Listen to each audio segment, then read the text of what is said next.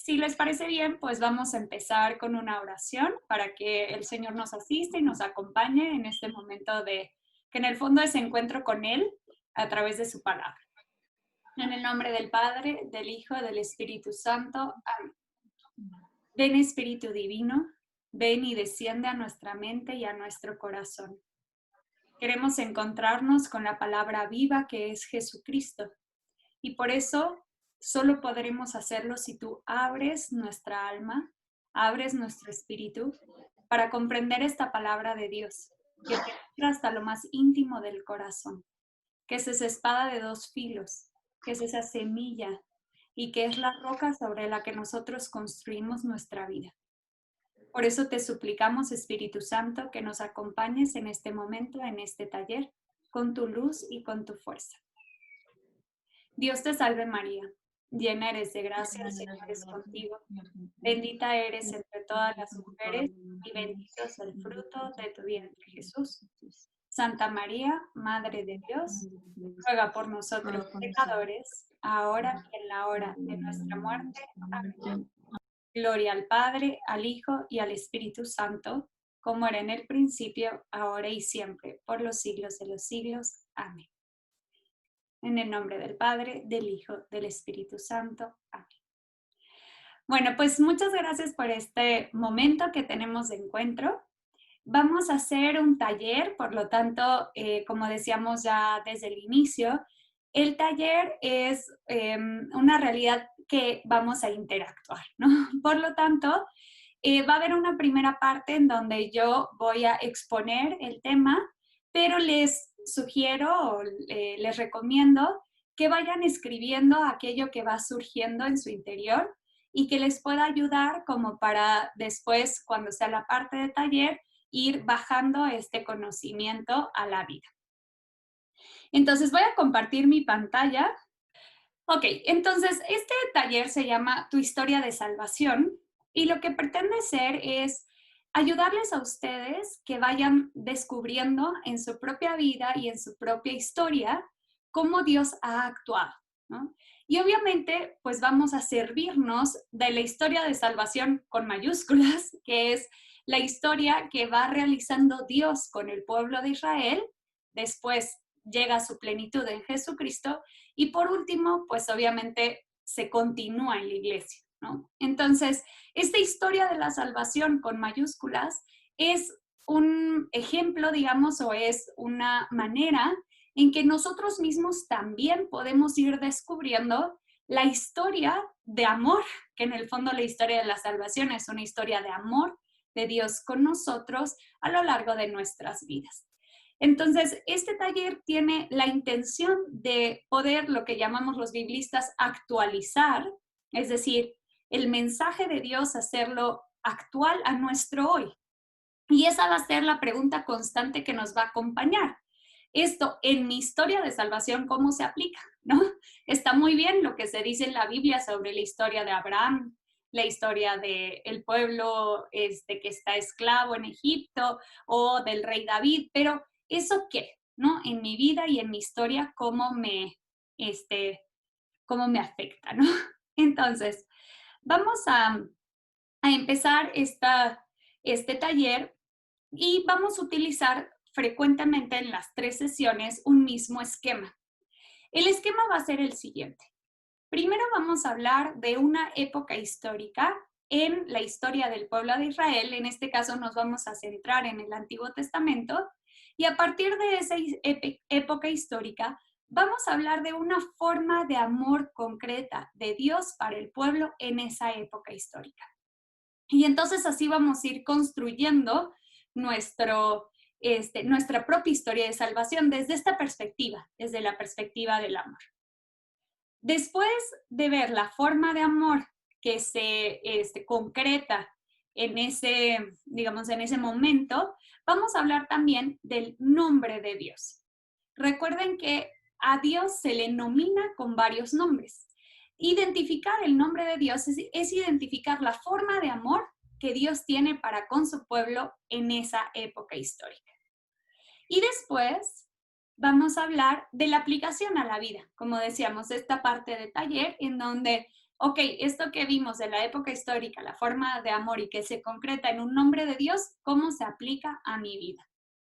Y por último, juntos vamos a concluir con un salmo.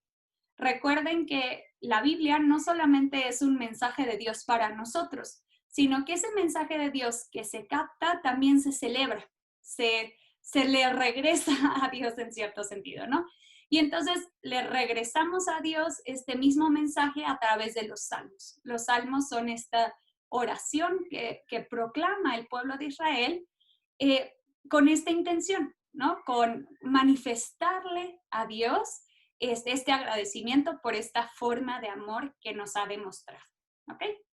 Entonces, todos ven la pantalla, ¿verdad? ¿Están seguros que no ven a los participantes? Que yo los tengo aquí al lado derecho. Sí, yo sí veo tu pantalla. No Ah, sé perfecto. si No, haya está forma de perfecto. que Si tú tú la ves, solo veas. quiere decir que todos los demás también. Entonces, bueno, pues vamos a empezar con el primer tema.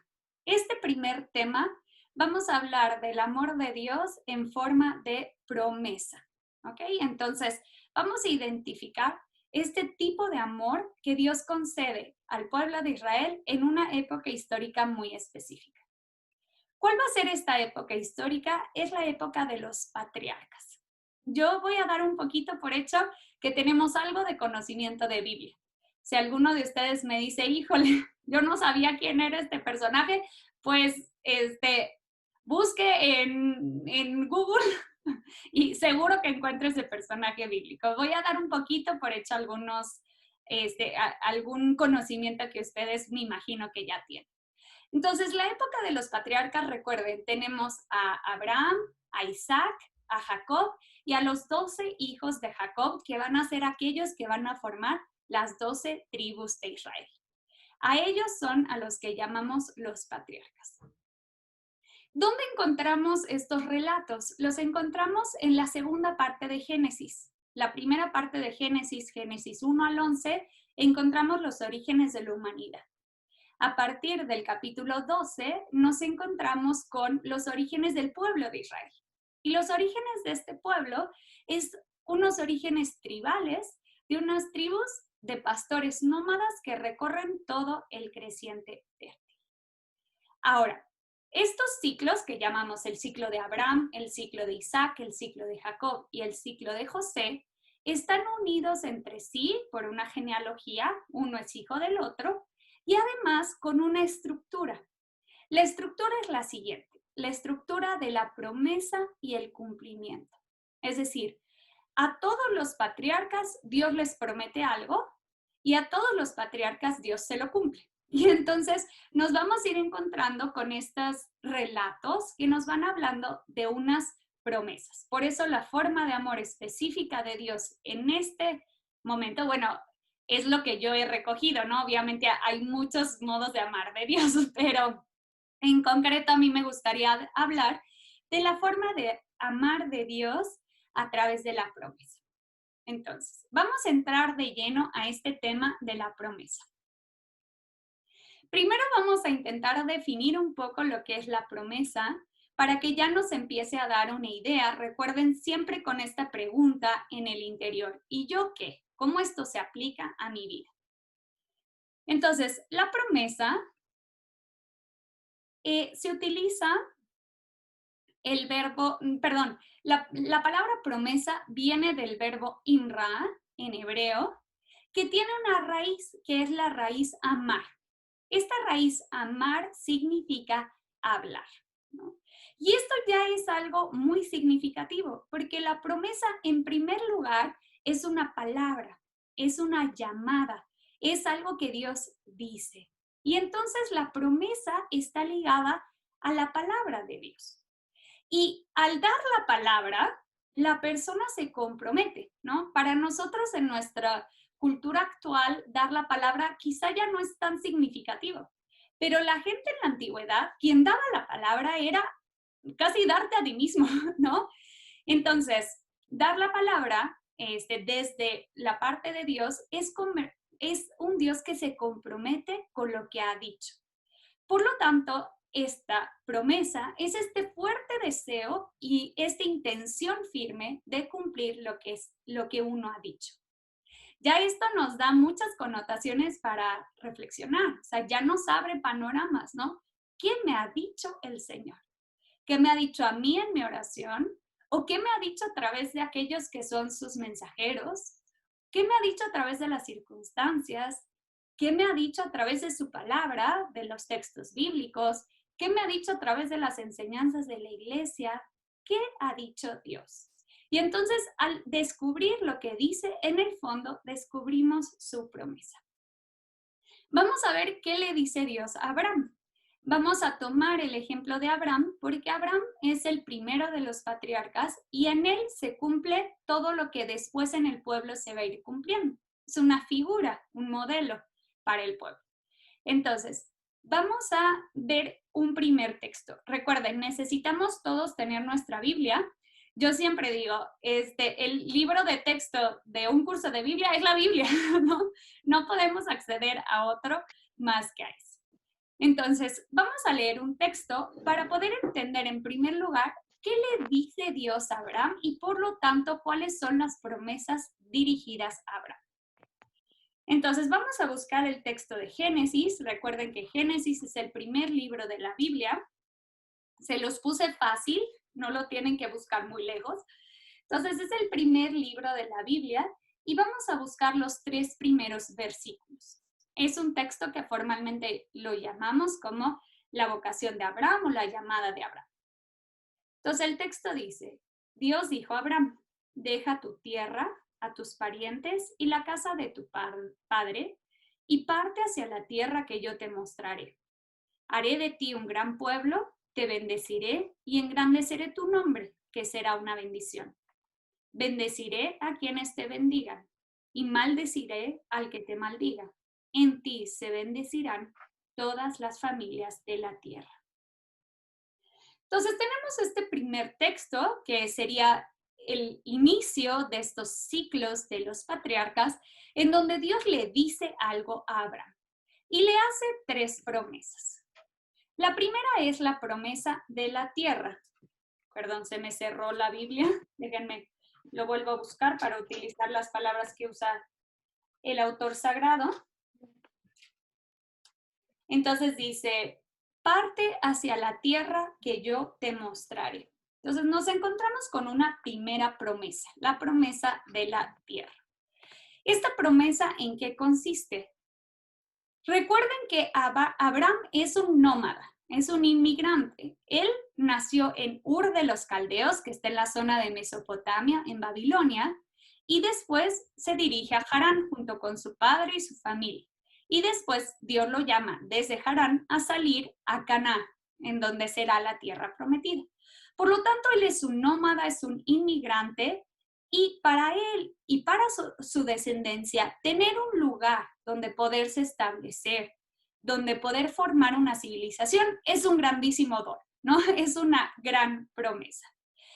Esta promesa consiste en una tierra propia y él no va a tener que estar constantemente emigrando, buscando pastos para sus ovejas y en busca de alimento para su tribu, sino que Dios le dará una tierra que emana leche y miel, ¿no? Esta tierra, como el Deuteronomio la describe, que emana leche y miel, en el fondo nos está hablando de una tierra prometida, no como un jardín del Edén, porque seguro que no sería descrito como con tierra que emana leche y miel, sino que más bien como una tierra con palmeras y frutos tropicales, pero nos encontramos con una tierra que emana leche y miel.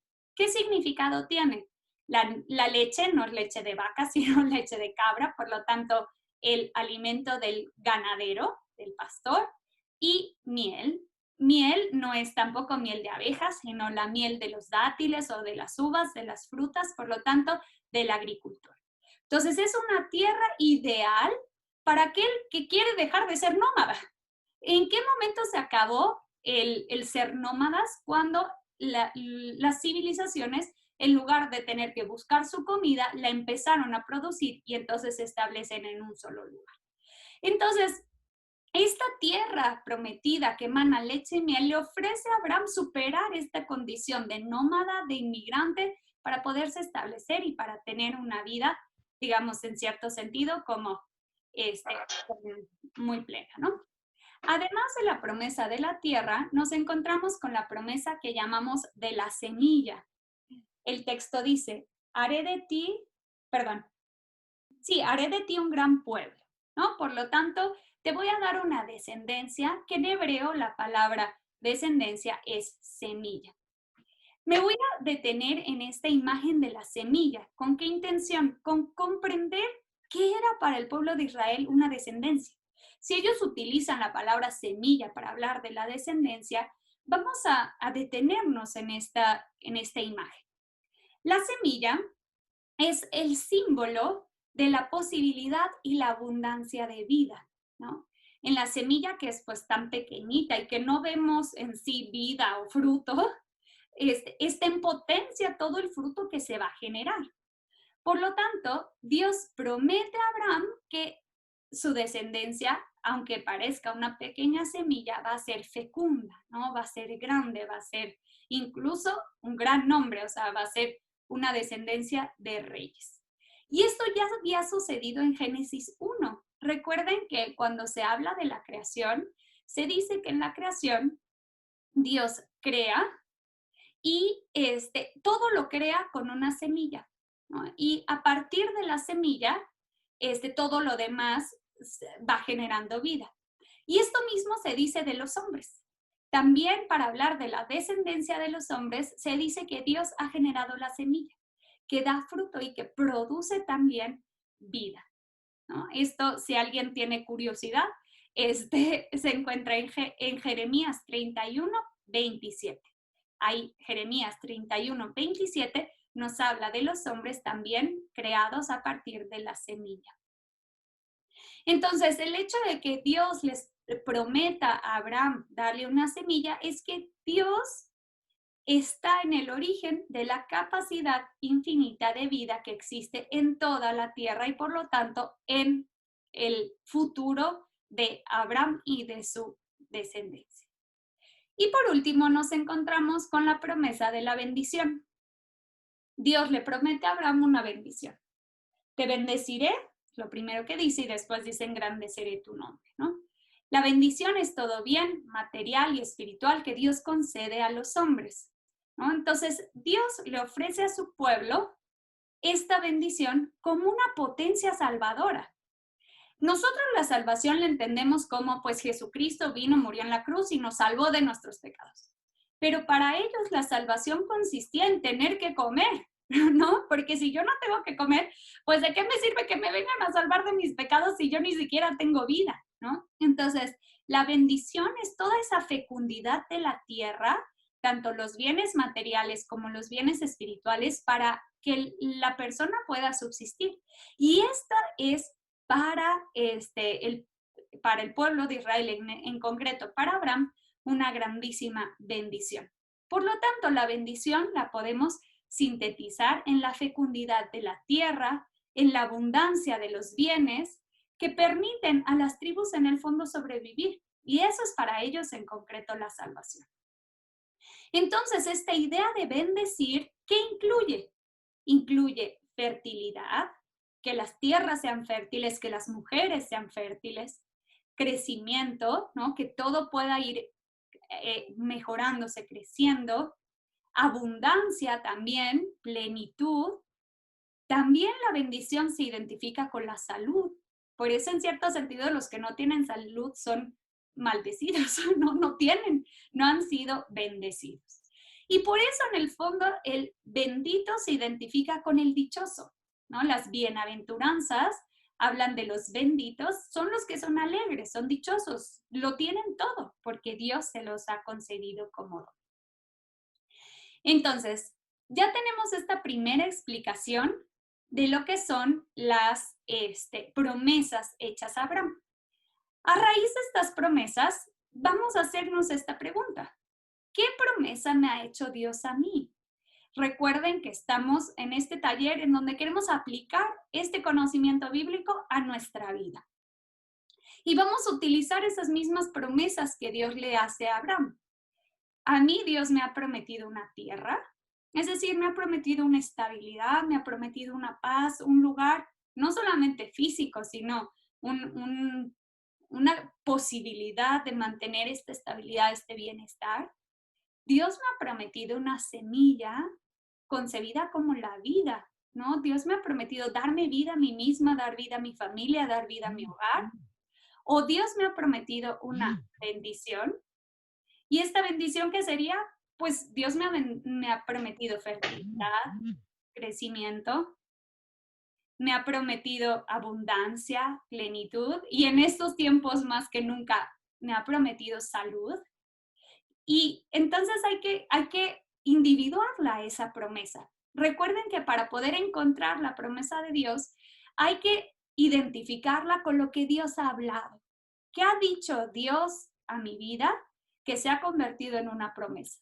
Y la puedo concretar en una promesa, así como el pueblo sabía que Dios les había prometido una tierra, una semilla y una bendición. Entonces, en sus cuadernos vayan pensando, vayan anotando qué es lo que Dios me ha prometido. Ahora, vamos a dar un paso más. El paso siguiente es, vamos a ver cómo esta promesa va evolucionando. ¿Por qué? Porque Dios da la promesa, pero hay todo un camino y todo un proceso que se va recorriendo en estos ciclos. En concreto, ahorita vamos a ver el ciclo de Abraham, pero también podríamos ver en el ciclo de Jacob estos mismos momentos de la promesa. Entonces, vamos a empezar con... Ahí se escucha un ruido, no sé si ustedes lo escuchan, no soy yo. Bueno, espero que no lo escuchen. Entonces, vamos a ver lo que sucede antes de la promesa. Entonces, lo primero que nos indica el texto bíblico en el capítulo 11, recuerden que nosotros hemos leído el capítulo 12, los primeros versículos del capítulo 12. En el capítulo anterior, en el capítulo 11, se habla de la genealogía de Terah, que es el papá de Abraham, y se dicen dos cosas. En primer lugar, se dice que Sara es estéril. Y de manera directa, en Génesis 11:30 se menciona que Sara, tal cual se los voy a leer, Sara no tenía hijos porque era estéril.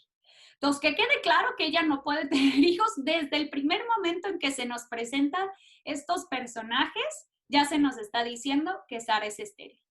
Y además, como ya mencionamos desde la promesa de la tierra, hemos dicho que Abraham es inmigrante, es decir, él no tiene tierra propia.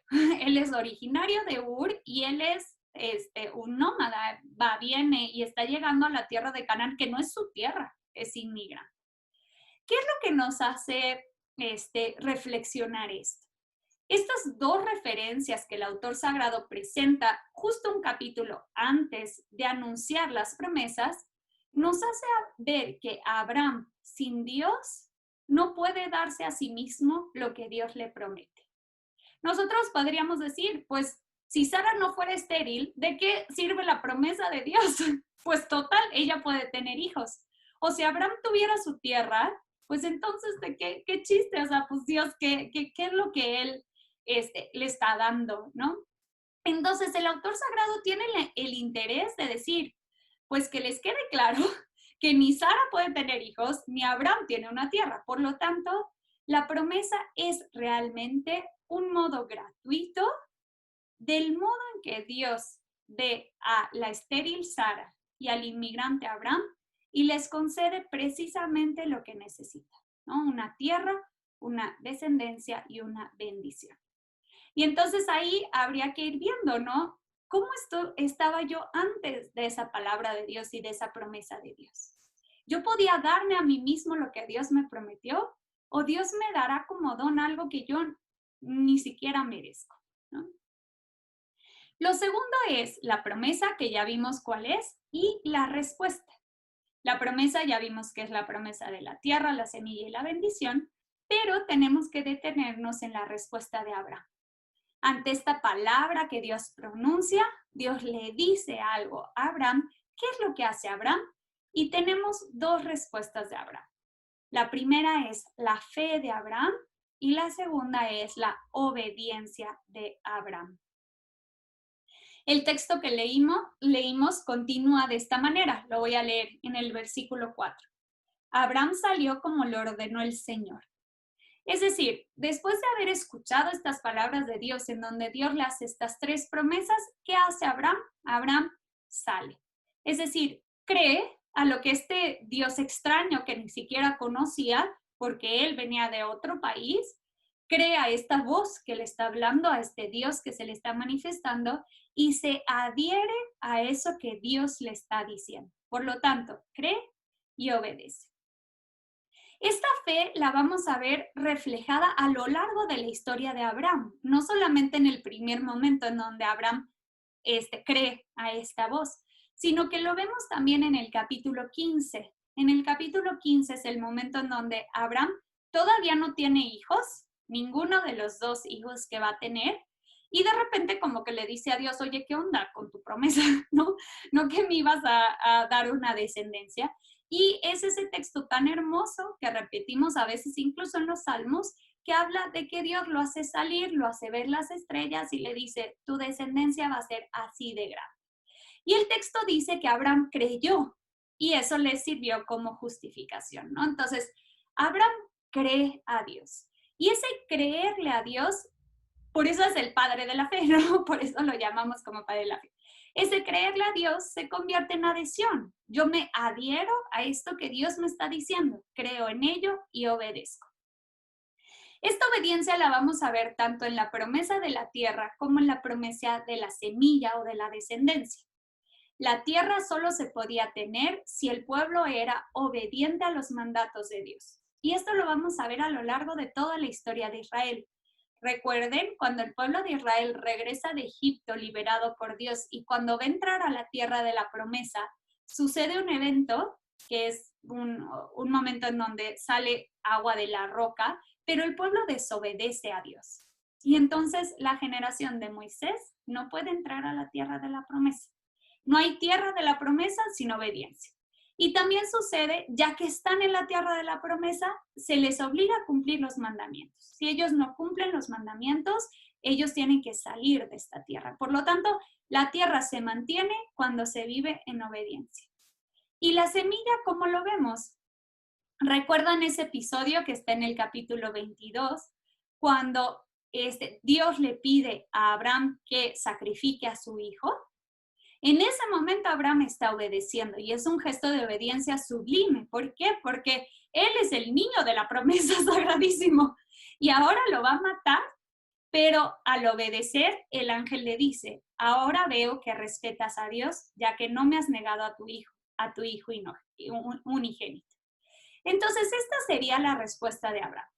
Abraham responde creyendo y adheriéndose al plan de Dios, obedeciendo. Y es momento de hacer una segunda pregunta. ¿Cuál es mi respuesta ante la promesa? ¿No? Cuando yo escucho esta promesa de Dios, esta palabra de Dios, ¿qué hago? ¿Creo y me adhiero a ella? ¿O cómo actúo? Ahora vamos bien.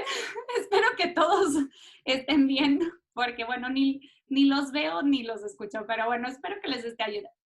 Entonces, bueno, lo siguiente es que en esta historia de promesa-cumplimiento, pues tenemos un momento muy significativo y es que, pues esta promesa que es muy buena, muy bonita, de repente nos damos cuenta de que hay varios obstáculos para que esta promesa se cumpla, ¿no? Y entonces nos encontramos con estos obstáculos que uno puede llegar a decir, pero no que Dios iba a cumplir con la promesa, ¿qué pasó? Entonces vamos a ver estos obstáculos porque pues es algo en lo que nosotros quizá nos podemos identificar. Hay cosas que nosotros hemos escuchado de Dios, que son promesas de Dios y que nosotros sabemos que nos lo va a conceder y pasan 2, 3, 5, 10, 15, 20 años y esa promesa no se cumple hasta que Dios termina siendo fiel. Entonces vamos a ver los obstáculos que se presentan en esta historia de Abraham y Sara. Entonces, primero vamos a hablar de los obstáculos que encontramos en la tierra. El primer obstáculo es que esta tierra es una tierra compartida. Es decir, no es la tierra de Abraham. O sea, cuando Abraham llega, no es como que tiene un terreno así libre para que aquí te tienen preparada tu tierra para que aquí habites junto con todos tus descendientes. Pues realmente no. Esta tierra es la tierra de los cananeos. Por lo tanto, ese es un primer obstáculo. Esta tierra es una tierra compartida. Además, tenemos un segundo obstáculo. Ya que Abraham llega a la tierra de la promesa, imagínense, estamos en el capítulo 12, versículo 10. O sea, salieron en el versículo 1 y en el versículo 10 ya tenemos problemas. Hay hambre en la tierra de Canaán. Pero ¿cómo puede ser? Dios había dicho que esta tierra iba a ser una tierra que manaba leche y miel, y al llegar ni siquiera tienen comida y se tienen que ir a Egipto, ¿no? Entonces tenemos un segundo obstáculo y un tercer obstáculo. No sé si recuerden que Abraham tiene un sobrino que es Lot, que va con él en todo este recorrido. ¿Y qué sucede? Llega un punto en que se empiezan a pelear los siervos de Lot y los siervos de Abraham, y entonces se tienen que dividir. ¿Y qué sucede en esta división? Se le ofrece a Lot escoger qué tierra quiere, y Lot se queda con la tierra que en la tradición refería al jardín del Edén.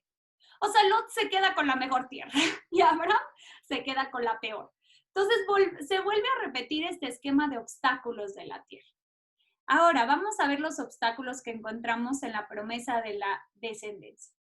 El primero, ya lo mencionamos, es que Sara es estéril. Y entonces, pues yo no sé cómo Abraham va a tener hijos si Sara es estéril. Después tenemos un segundo episodio, también cuando van a Egipto, que Abraham vende a su esposa, no, miente ante el faraón diciendo que Sara no es su esposa, sino que es su hermana, y la da al faraón. O sea, esa esposa que era la esposa que le iba a dar un hijo de la promesa, Abraham mismo, al mentir y al decir que es su hermana para proteger su propia vida porque sentía que lo iban a matar para quedarse con su esposa, dice, es mi hermana, si quieres quédatela. Y el faraón se lleva a Sara, pero después descubre que Abraham le está mintiendo y la regresa, ¿no? Después tenemos otro momento que es el Ismael, el hijo de la esclava Agar.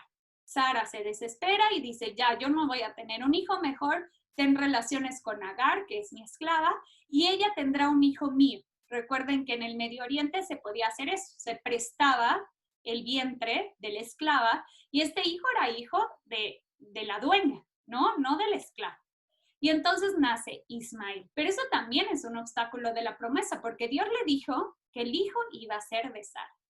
Y por último, ya que Dios le promete que Abraham va a tener un hijo de Sara, ¿qué sucede? Abraham y Sara son viejos. O sea, ya no hay nada más que hacer. O sea, realmente los obstáculos son muchos. Entonces, bueno, esto también nos arroja luz para comprender en nuestra vida cómo también hay muchos obstáculos para que se cumpla esa promesa de Dios. Y fíjense, si observan los obstáculos, hay algunos obstáculos que son de circunstancias. Hay hambre en Egipto y todos se tienen que marchar. Hay una epidemia, una pandemia mundial y todos nos tenemos que ir a nuestra casa. Es una situación circunstancial, no es una decisión que tomamos nosotros. Hay otras que son decisiones que toman los demás, como por ejemplo la división de las tierras con Lot. Pues Lot fue más listo que Abraham y se quedó con las mejores tierras. Pero también hay obstáculos que son nuestros, decisiones que nosotros tomamos, como Abraham, que fue a decir que Sara era su hermana y ahí se la deja al faraón. Y por lo tanto, pues son obstáculos que nosotros mismos le ponemos a esa promesa. Entonces, bueno, también hay que ir pensando cuáles serían como estos obstáculos que yo encuentro en la promesa. Y por último, vamos a hablar de la fidelidad de Dios, ¿no?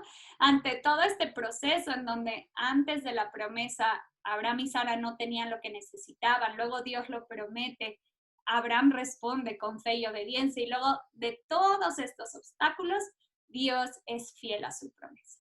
Entonces vamos a hablar también de la promesa de la tierra y la promesa de la descendencia y vamos a ver cómo Dios es fiel.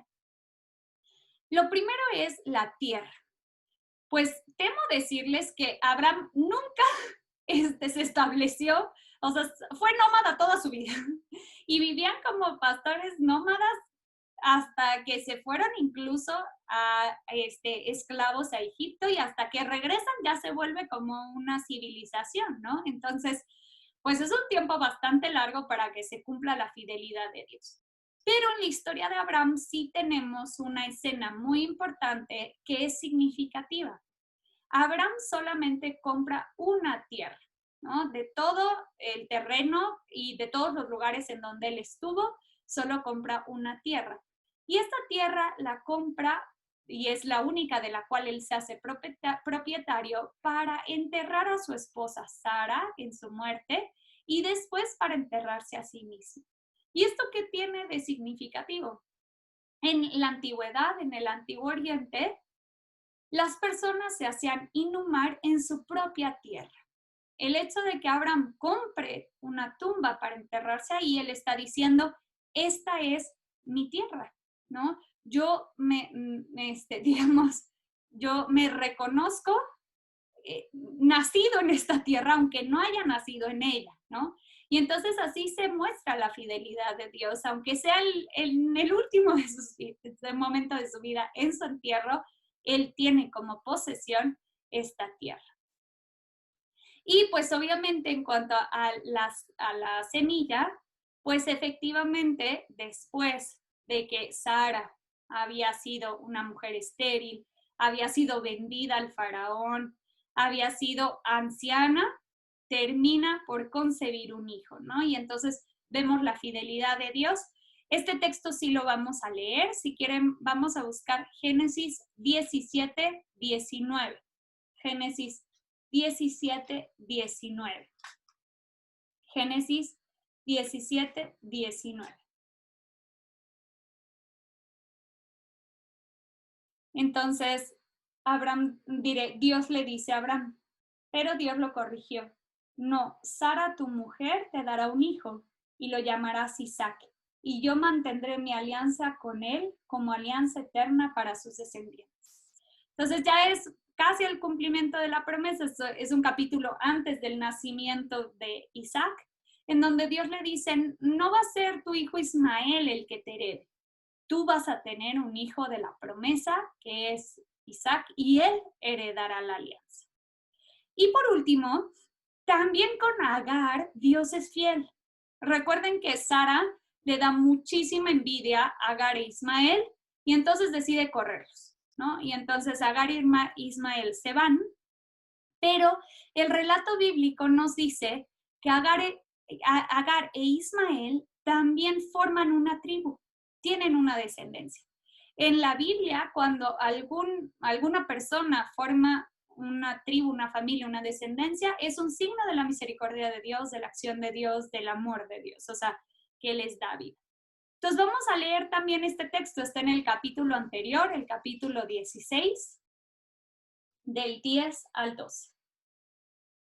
Dice, y añadió, Dios le está hablando a Agar. Entonces dice, y añadió, multiplicaré tanto tu descendencia que por su gran número no se podrá contar. El ángel del Señor le dijo además, estás encinta y darás a luz un hijo al que llamarás Ismael, porque el Señor escuchó tus sufrimientos. Será un hombre que vivirá como un asno salvaje, su mano se levantará contra todos y la mano de todos se levantará contra él, porque vivirá enfrentado a sus hermanos. Entonces, nos encontramos el origen de una tribu. ¿Cuál es esta tribu? Los árabes. Los árabes se consideran descendientes de Agar, ¿no? Entonces también Agar le cumplió la promesa, ¿no? Entonces todos acabamos muy bien en esta acción de Dios. Entonces, bueno, ¿cuál será el nombre de Dios en este caso? El nombre de Dios que se repite frecuentemente en la Biblia es el Dios de nuestros padres. Cada vez que nosotros escuchemos en la Biblia el Dios de nuestros padres, ¿a quién se están refiriendo? A ese Dios que amó a los patriarcas con esta forma de amor de la promesa, dándoles y cumpliendo una promesa por ellos, ¿no? Para ellos. Nos encontramos con un Dios fiel. Entonces, ahora sí es el momento en donde vamos a hacer el taller. vamos a intentar aplicar a la vida esto que hemos escuchado, ¿no? Vamos a analizar las promesas de Dios en nuestra propia vida y la fidelidad a ellas. Bueno, entonces, para aplicarla hoy, vamos a utilizar este cuadro que van a encontrar. Lo mismo que hemos dicho sobre Abraham, ahora hay que aplicarlo a nuestra vida. Entonces, nos encontramos con nosotros antes de la promesa. Después, conceptualizar qué promesa me ha dado Dios y cómo le he respondido yo a esa promesa. Recuerden que la promesa suele estar ligada a las palabras de Dios. Lo que Dios me dijo, esa es su promesa. Después, ¿qué obstáculos he tenido? ¿No? Seguramente que han encontrado, así como Abraham, en las circunstancias, en los demás o en nosotros mismos, obstáculos a esa promesa. Y por último, pues cantar las alabanzas a Dios por su fidelidad, ¿no? Hay que reconocer que Dios ha sido fiel también con nosotros. Entonces, tienen este tiempo para que ustedes reflexionen, pongan por escrito, pues esta historia de la salvación que Dios ha tenido con ustedes. Y por último, cuando ustedes mismos hayan terminado, les recomiendo recitar el Salmo 77, sobre todo en el versículo 9. Es un momento en donde el salmista reflexiona sobre las promesas de Dios. Entonces podemos utilizar también este salmo para terminar. Entonces, bueno, esta fue la primera sesión en donde hemos hablado del amor de Dios en forma de promesa. No duden en seguirnos en redes sociales, ya sea a través de Facebook, bettefilá-taisgea, o a través de Instagram, @bettefilá. Síguenos también aquí en el canal de YouTube, o también puedes buscar en la página de internet www.bettefilá.com. Muchas gracias.